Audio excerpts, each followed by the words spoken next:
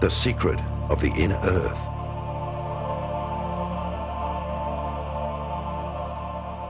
Like the human being, the planet itself also has dimensions. These 7 bodies are 7 main energy gates, also called chakras or sun gates. They are the activation gates.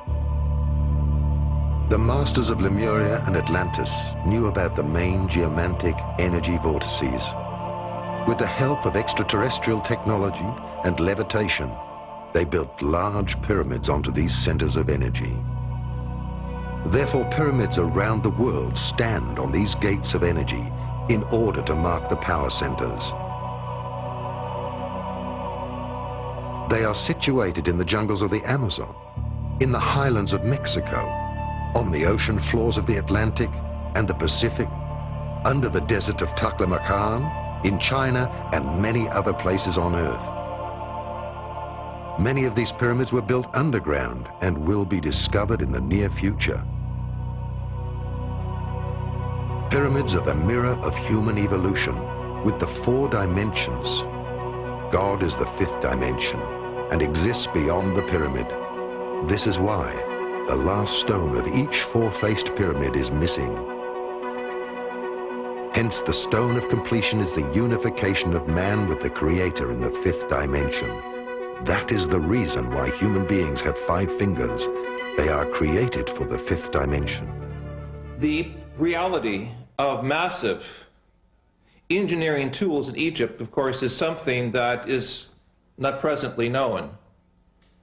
The existence of huge interior structures with mathematical precision that range in size from some 20 centimeters for the air shafts to the massive chambers known as the King's and Queen's Chamber that require blocks of some 2 to 20 tons apiece, suggest a parent technology that is no longer known to our present Western society.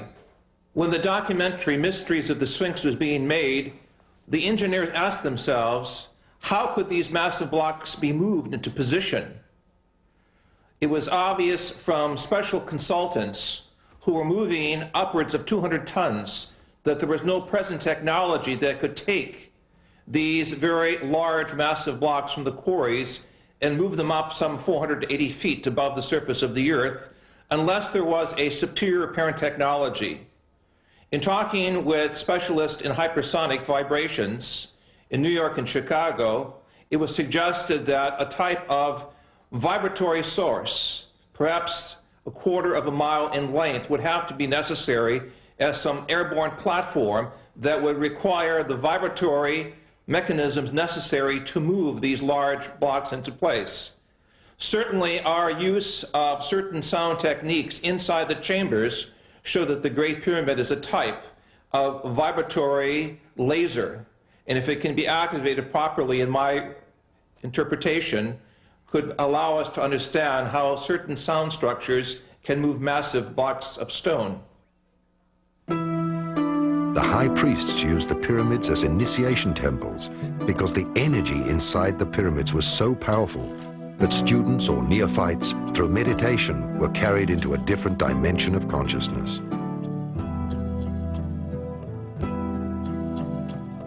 The student, with his physical body and senses, was moved into a higher world. Thus, he could perceive the spiritual world. Until this very day, another great secret remains. The pyramids were used as natural doors of dimension gates, as openings and doors leading to the inner earth. As much as there is an outer world, there is, because of polarity, an inner world. In other words, the earth is hollow. As things are on a small scale, so they are on a large scale. Hermes Trismegistos taught that everything in the universe is set up according to the same organizational plan.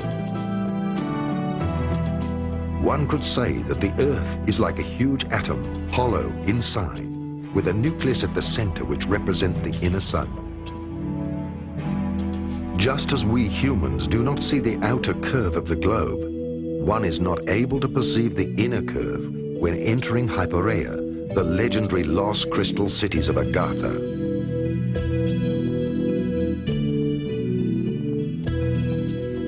The initiated were able to get in touch with the civilizations of the inner Earth through gates. Until the sinking of Atlantis, this was general knowledge.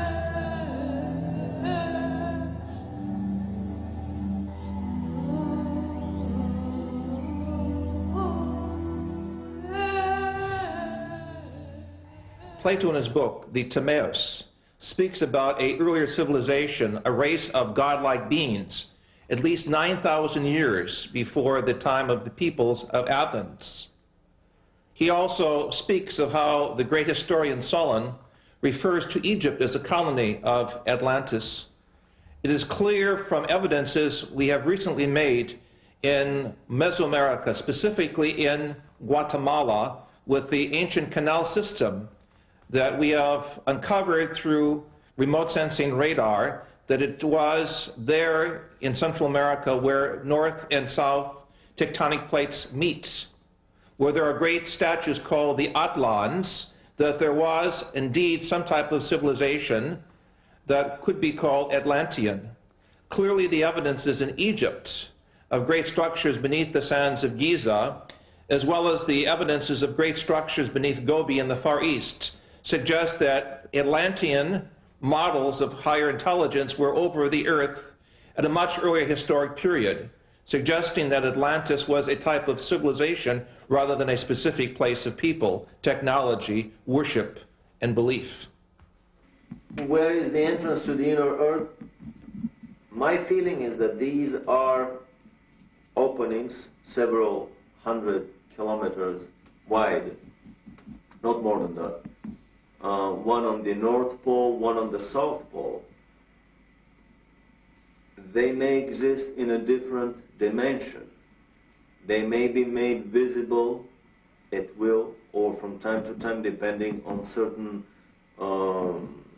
cosmic and terrestrial conditions. These are more of speculations. However, I know for sure that, for example, polar flights are forbidden to fly straight over the pole. They always deviate away. After a very suspicious crash of a New Zealand airliner, a chartered airliner in late 70s, early 80s, that was supposed to fly over the South Pole looking for the opening of the inner Earth. After Atlantis, only a few nations